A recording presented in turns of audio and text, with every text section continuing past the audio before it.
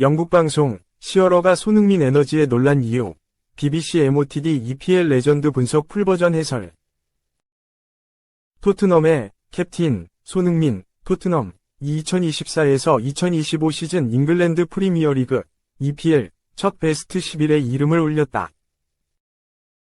영국의 BBC는 26일 이하 한국 시각 와포드 FC 출신 축구 전문가 트로이 디니가 선정한 EPL 2라운드 2주의 팀을 공개했다. BBC 2주의 팀은 지난 시즌까지 가스 크록스가 뽑았다. 새 시즌 디니가 그 역할을 대신하고 있다. 손흥민은 25일 영국 런던의 토트넘 호스퍼 스타디움에서 막을 내린 에버턴과의 2라운드에서 멀티골 2골을 쏘아올리며 토트넘의 4대0 대승을 이끌었다. 토트넘은 레스터 시티와의 1라운드에서 1대1로 비겼다. 일부 현지 매체는 손흥민을 선발 명단에서 빼야 한다고 주장하는 등 혹평이 이어졌다. 손흥민은 BBC를 통해 토트넘의 레전드가 되고 싶다며 혹평이나 비판에 굴하지 않겠다는 의지를 드러낸 바 있다. 에버턴전에서 참교육을 하며 토트넘의 시즌 첫 승을 선물했다. 토트넘은 전반 14분 이브스 비수마의 선제골로 리드를 잡았다. 손흥민은 전반 25분 시즌 첫 골을 장렬시켰다. 강력한 압박으로 잉글랜드 국가대표 주문 골키퍼인 조던 픽포드의 볼을 가로채 오른발로 골네트를 갈랐다.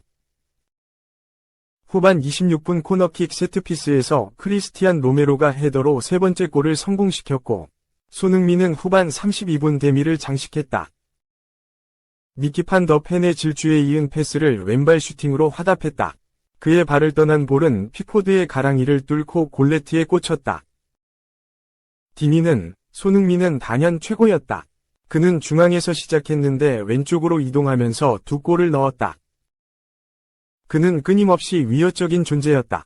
해리 케인의 모든 골을 대체하고 간판 선수로 도약하는 도전을 즐기는 것 같다고 평가했다.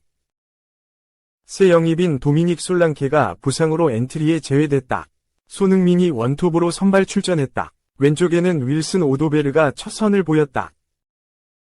엔제 포스테코글루 감독은 우리가 진화하고자 하고 여전히 그 과정에 있다. 손흥민은 중앙과 사이드에서 섰을 때 모두 골을 넣었다. 난 우리가 다양한 다른 지역과 심지어 세트피스에서 위협을 보았다고 생각한다. 매력적인 성과를 일관된 결과로 바꾸려면 하나 이상의 공격 루트가 필요하다. 나는 오늘 그것을 보여줬다고 생각한다. 고 밝혔다. 손흥민은 원톱에서 활약하다 후반 21분 오도베르 대신 히샬리송이 투입되자 왼쪽 날개로 이동했다. 손흥민의 레전드 전설 이야기는 이날 경기 후 기자회견에서도 화제가 됐다. 포스테코글루 감독은 그런 것에 대한 정해진 기준은 없다. 그가 언제 끝나든 바라건대 먼 미래일 테지만 그는 이 클럽에서 존경받는 동료들과 함께할 것이라는 데 의심의 여지가 없다. 하지만 그가 여전히 더 많은 것을 하려는 동기를 가지고 있다는 사실이 좋다. 그것이 우리에게 중요한 거다. 그는 오늘 정말 훌륭했다. 고 강조했다. 그리고 내가 그를 중앙에 배치한 이유는 픽포드가 빌드업에서 큰 부분을 차지하고 있고 그들이 그를 많이 활용한다는 것을 알고 있기 때문이다. 손흥민은 앞쪽에서 가진 최고의 압박 선수고 그는 믿을 수 없는 활약을 펼쳤다. 손흥민은 훌륭한 마무리로 그 역할을 즐겼고 왼쪽으로 나갔을 때 다시 한번 위협을 보여줬다. 고 강조했다. 토트넘의 센터백 듀오 크리스티안 로메로와 미키 판 더 펜도 3-5의 이 시스템의 2주의 팀, 수비에서 두 자리를 선점했다. 디니는 로메로에 대해 코너킥 상황에서 득점했다. 그는 매번 에버턴의 공중 위협에 대처했다고 했다. 판 더 펜도 어시스트를 기록했다. 훌륭한 플레이를 펼쳤다. 에버턴이 토트넘을 상대로 시도한 모든 것을 처리했다. 손흥민의 두 번째 골을 위해 보여준 판 더 펜의 돌진은 그의 능력을 보여줬다고 극찬했다. 투톱에는 시즌 첫 해트트릭을 작성한 엘리 홀란, 맨시티과 맨유를 침몰시킨 주앙 페드로, 브라이턴가 포진했다. 이 선에는 손흥민과 함께 노니 마드에케, 콜 팔머, 이상 첼시가 포진했다. 중앙 미드필더에는 케빈 더 브라이너, 맨시티와 와 에밀 스미스 로우, 풀럼가 최고로 인정받아렸다. 로메로, 판더 펜에 이어 3백에 남은 한 자리는 막시밀리안 킬먼, 웨스트햄이 차지했다. 최고의 골키퍼는 다비드 라야, 아스널. 사령탑은 파비안 히르첼러, 브라이턴 감독이었다. 손흥민은 에버턴 전 후 믹스트존 인터뷰에서 지난번에 이야기했듯이 마지막 공격 지역에서 부족한 부분들을 일주일 동안 훈련하고 준비했다. 오늘 경기에서 멋있는 모습들을 선수들이 보여줘서 고맙게 생각한다. 이제 2경기 치렀다. 너무 좋아할 생각도 없고 좀 차분하게 다음 경기를 기다리면서 매 경기 최선을 다하겠다. 고 담담하게 이야기했다. 첫 골 상황에 대해선 사실 골키퍼 성향에 따라 좀 다르긴 하다. 픽포드 선수가 킥력이 되게 좋다. 그러다 보니 조금 더 여유롭게 공을 차고 싶어하는 모습들을 볼 수 있었다. 이를 불편하게 만드는 것이 공격수의 입장이라고 생각했다. 그런 포지션에 있으면 항상 그런 것들을 노력해야 한다. 그런 찬스에서 내가 공을 뺏지 못하더라도 우리 수비수들이 최대한 볼을 쉽게 가질 수 있게 도와줘야 한다고 생각했다. 오늘 같은 경우에는 픽포드 선수가 조금 더 여유를 부리는 모습이었다. 그를 잘 가로챘던 것 같다. 되게 운이 좋게 올 시즌 첫 번째 골을 기록하게 된 것 같다. 고 말했다. 판더펜에 대한 고마움도 잊지 않았다. 손흥민은 판더펜 선수가 엄청난 거리를 질주하고 좋은 타이밍에 패스를 내주었다. 내 컨트롤도 좋았다. 각도가 좋지 않았음에도 불구하고 좀 더 침착하게 그 상황을 유지하려 했던 것 같다. 그런 상황에서는 항상 골키퍼가 거칠게 각을 줄이고 나오기 때문에 항상 골키퍼 다리 사이를 보고 슈팅을 때리곤 했다. 내가 원하던 대로 슈팅이 들어가서 상당히 기분 좋게 생각한다. 판더펜 선수가 볼을 끌고 나오는 상황, 인터셉트를 하는 상황, 또 끝까지 타이밍 맞춰서 패스하려는 모습들이 모두 인상적이었던 골이었던 것 같다. 고 했다. 뉴페이스에 대해서도 새롭게 온 어린 선수들이 참 열심히 노력하고 있다. 오도베르 선수 같은 경우에는 팀에 와서 훈련한 것도 며칠 안 됐다. 그럼에도 불구하고 팀이 어떤 축구를 추구하는지 또 어떤 색깔을 하려고 하는지에 대해서 정확하게 알고 있는 것 같다. 잘 이해하고 그거를 실행으로 옮기려고 하는 것 같아서 참으로 뿌듯하다. 앞으로 경기가 많이 남아있기 때문에 오늘 한 경기로 많은 평가를 내린다기보다는 앞으로 계속해서 좋은 모습 보여줄 수 있도록 옆에서 많이 도와줄 것이다. 선수들이 좀 옆에서 많이 도와주고 또 잘 챙겨줘야 분위기를 계속 유지시킬 수 있다.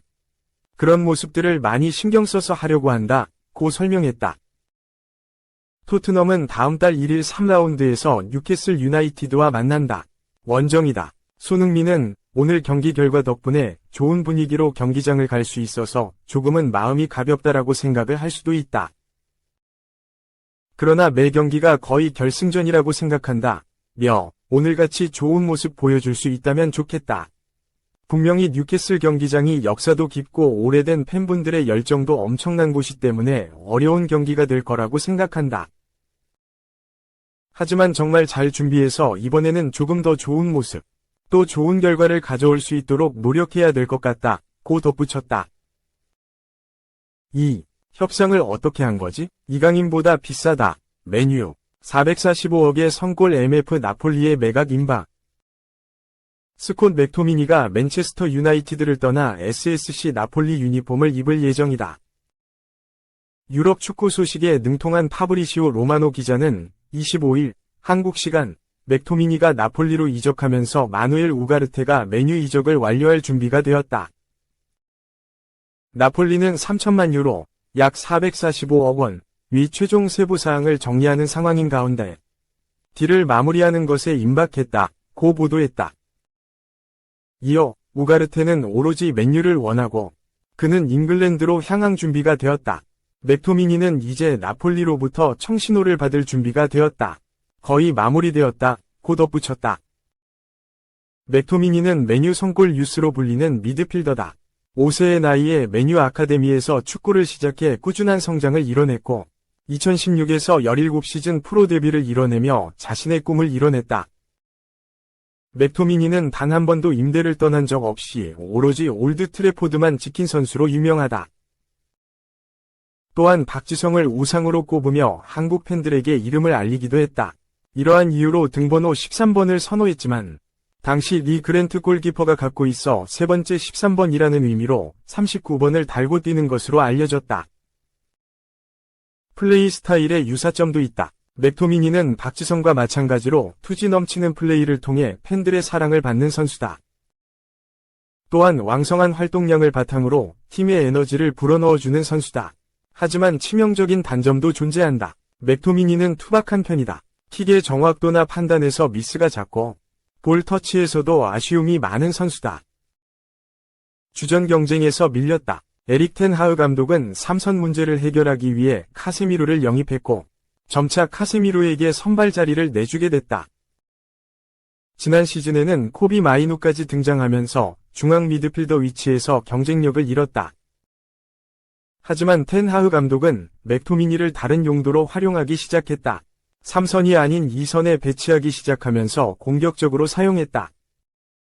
맥토미니는 큰 키를 활용해 페널티 박스 안에 진입하는 횟수가 잦아졌고 득점포까지 가동했다. 이에 지난 시즌 맥토미니는 7골 1도움을 올렸다. 그러나 올여름 맨유는 매각을 계획했다. 이적 시장 초반 플럼이 러브콜을 보냈지만 이적료의 합의가 이뤄지지 않으며 협상이 결렬됐다. 이적 시장 마지막 주에 돌입한 상황에 안토니오 콘테 감독의 나폴리의 부름을 받았다. 예상외로 큰 이적료를 받고 맥토미니를 매각하게 된 맨유다. 영국 디 애슬레틱의 데이비드 온스테인 기자는 맨유는 3천만 유로의 이적료가 결정되었으며 향후 나폴리 측으로부터 판매 수익의 일부를 받게 된다고 전했다. 이는 지난해 여름 마요르카를 떠나 파리 생제르맹 유니폼을 입은 이강인의 이적료 2,200만 유로, 약 325억 원, 보다 높은 금액이다.